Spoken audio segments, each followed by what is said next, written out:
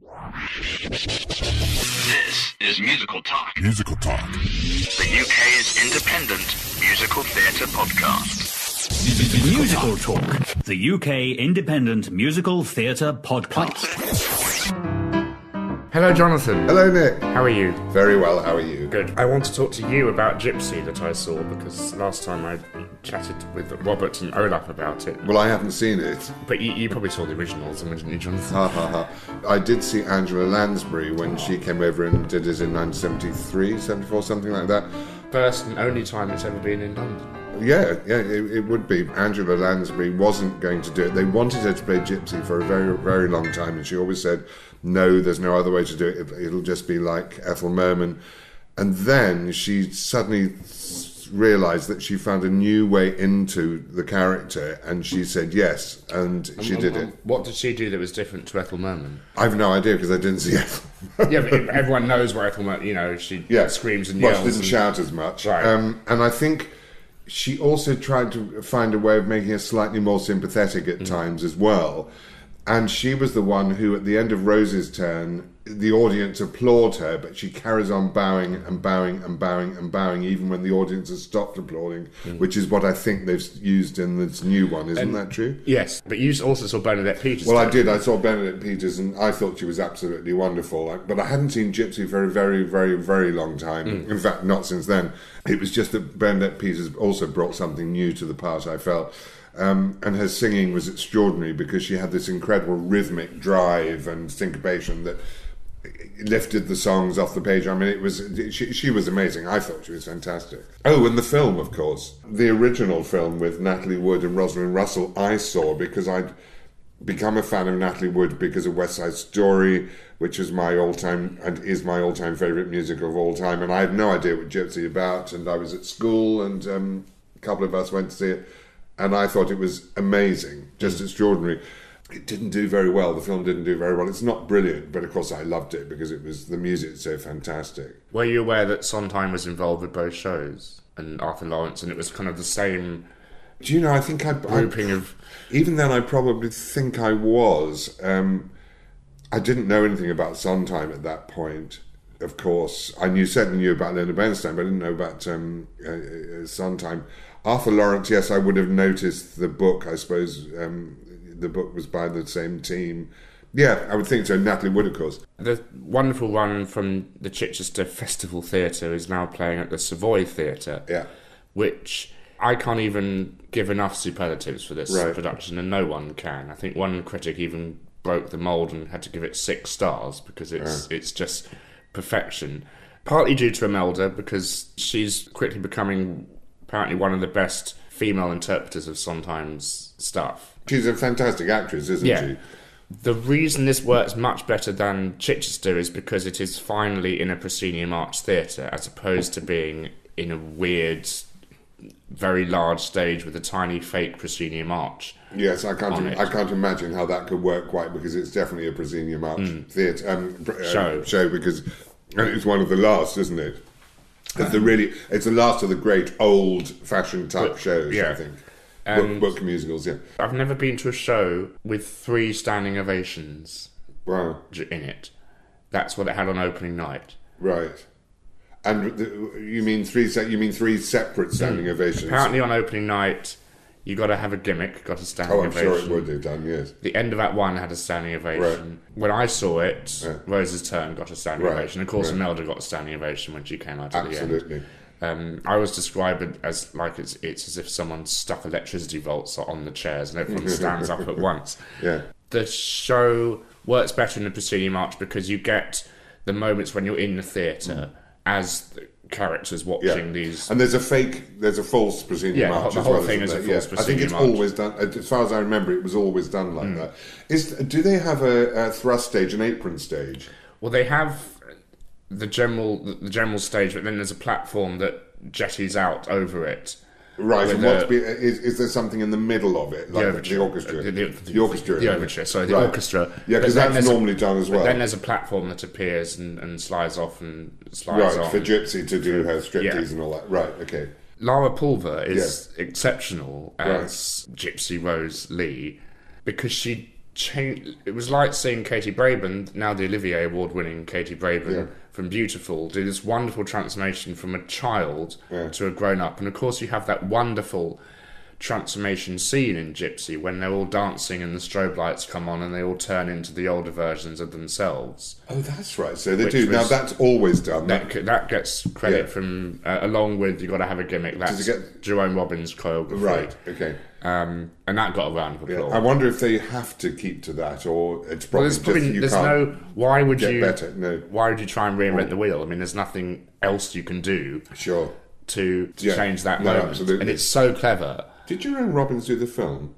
I don't know. That's what I'm not sure, because if so, that would be the triumvirate of West Side Story, wouldn't it? Well, 3 of them. Yeah, and it's interesting why Leonard Bernstein didn't compose the music for Gypsy. I mean, you wonder why didn't they continue that? Because Bernstein, I think, wanted to get on with all his classical conducting, and that worked out well for him, didn't it? It did. It worked out brilliantly. And they've extended already. It's now playing till November, which is wonderful. I can go and see it then. Yeah, you can go last night. You know some people in it, don't you, Jonathan? Yes, I know Louise Gold, who plays Mazeppa, and I bet she's brilliant. She's always fantastic. The band, now, first of all, a note to people who do go and see this show: shut the fuck up during the overture, please, because I couldn't hear for the sound of people yakking on during the overture, then the sound of people telling the people to shut up during the overture. Oh, annoying. And in the entr'acte, shut the fuck up during the entr'acte as well, because... But you have to remember that overtures and entr'actes traditionally are for people to get their way back into the thing, feel the mood of the thing, and they're not going to listen. Because I think the Gypsy Overture... The Overture got one of the biggest round of applause. Well, I'm sure it did, because the Gypsy Overture is absolutely phenomenal. It's one of the greatest overtures, I think, probably ever written. It conjures up the whole thing and the excitement and the business of vaudeville and strippers and all that business. Amazing trumpet stuff that must be hellish to play. It was much better than in Chichester. Was it? Why? Well, they've added a timpani, so obviously my pleas on Twitter were heard. But I think it's the theatre. I think the whole... wonderfulness of this production comes down to the space it's in. But my God, it's a horrible theatre. Yes, I remember. What was on the Legally Blonde? Legally Blonde, Dirty Rotten Scoundrels. Yes. Why is it horrible? Yes. The toilet's about 4,000 miles away, and there's tiny thin corridors and doors that open the wrong way, and everyone's tripping over each other. Is there any leg room? Where I was sat, there was legroom, but I wouldn't want to be sat at the back of the top at the you know. So in other words, get very expensive tickets. When I saw it, I was sat at the side of the stage, so it was like I was getting a sideways on performance, and it's as if, of course, they directed it as well as they could do, but it was all very circular as opposed to being front on. No, I can imagine. And although people loved it in Chichester, didn't they? I mean, all the Chichester productions seem to, because no one builds proscenium arch theatres anymore.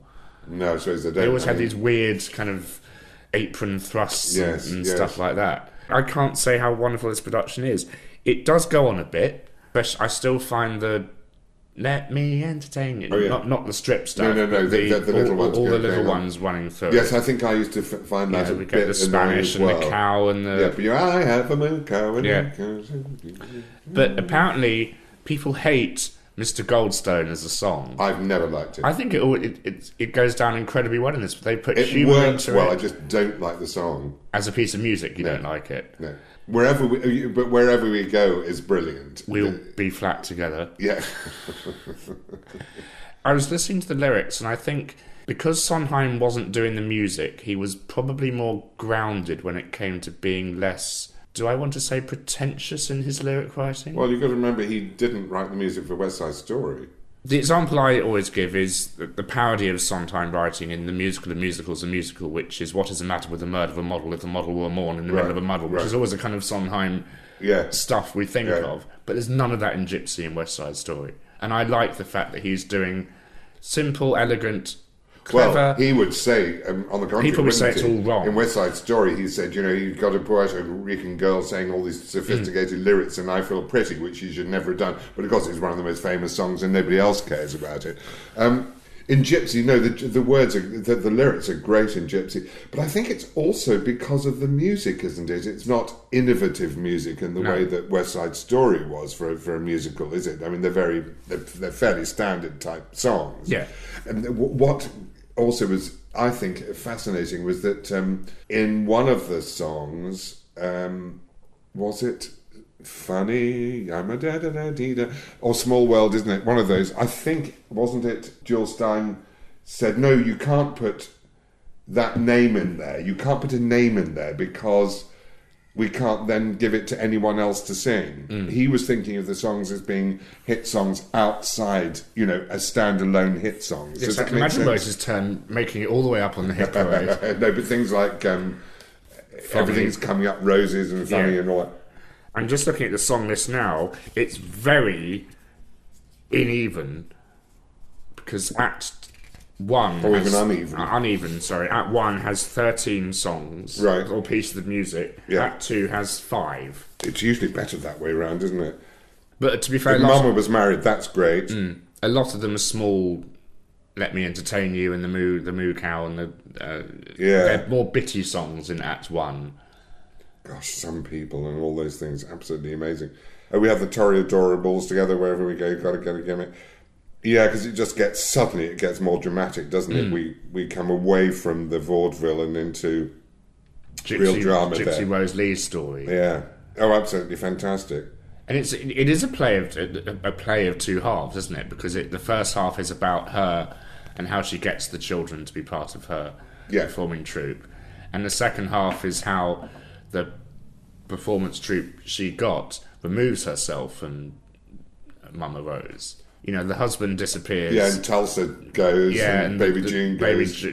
Baby June. Well, I suppose actually we need to have that because they're just clearing off to get... Yeah, to give way for her being central. I mean, the transition is absolutely amazing, I always think. You do wonder, though, because it's based on the memoirs, not of Mama Rose, but of Gypsy Rose Lee. Yeah. How honest do we think this portrayal of her is? I think not at all. Because she comes across as a negative character, but in writing she's always brash. Well, I've read the book. I read the book a long time ago, and of course it's completely different. But then you don't care, do you? Because it's a wonderful show. But all the reviews are saying this is a once in a lifetime opportunity to go. This is a Gypsy for a brand new generation. It's interesting because I was slightly reluctant when I first heard that it was going to be done and Imelda was doing it and all that business, because I'd had such wonderful memories of Andrew Lansbury and Bernadette Peters. But now I'm thinking, I really must go and see it.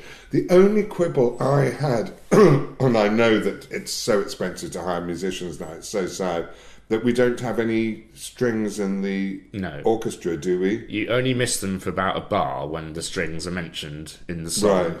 Right. No, but I noticed it in the overture. I remember that because I played the overture, and you said you're not really missing them. I haven't heard all of them, all of the overture by then. I have now, and I do miss it because. But it's such a big sound in the theatre anyway, and it's what you. Yeah, no, I'm sure. Someone said to us on Twitter, why don't they just do a keyboard patch? And I think you don't want to do that. I mean, either have real strings or don't have real strings. Right. I'm ashamed to say this, but I actually can't remember if there were strings in the Bernadette Peters one. We'll have to have a listen. Yes, absolutely. But Gypsy playing at the Savoy Theatre from now until November, we hope. Jonathan, you are going to go and see it then? Oh, absolutely, yes. I'm not sure when, but I really will go and see it. Then maybe we can have another talk, another chat about it, really. Yeah. I'm so glad you liked it, I have to say, because it's great that a younger generation are getting to know Gypsy from the actual stage version. Once the young people shut up in the audience, they were quite into the story. Yeah, I don't know how you get them to shut up. Were the lights down or were they up during the overture? Half. I suppose they have to be, really, don't they? People are going to fall over when they're coming. The only other way to do it is to actually make the overture part of the piece and have something going on at the same time. Yeah, that would be good.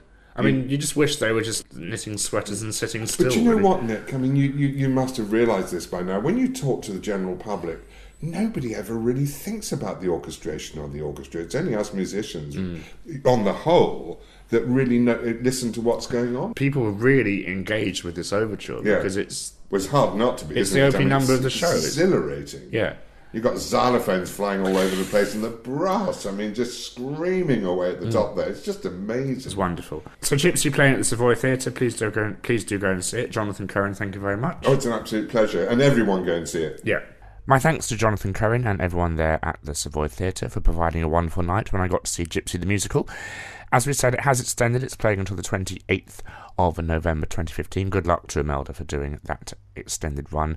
She was absolutely brilliant. I really do urge you to go and see it. You'll never see a performance like that in your life.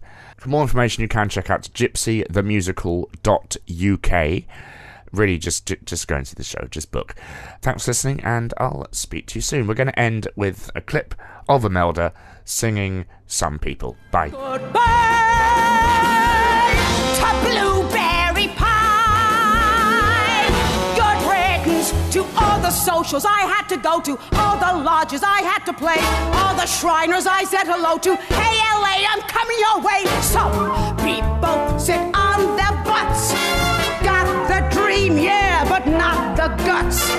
That's living for some people, for some humdrum people, I suppose.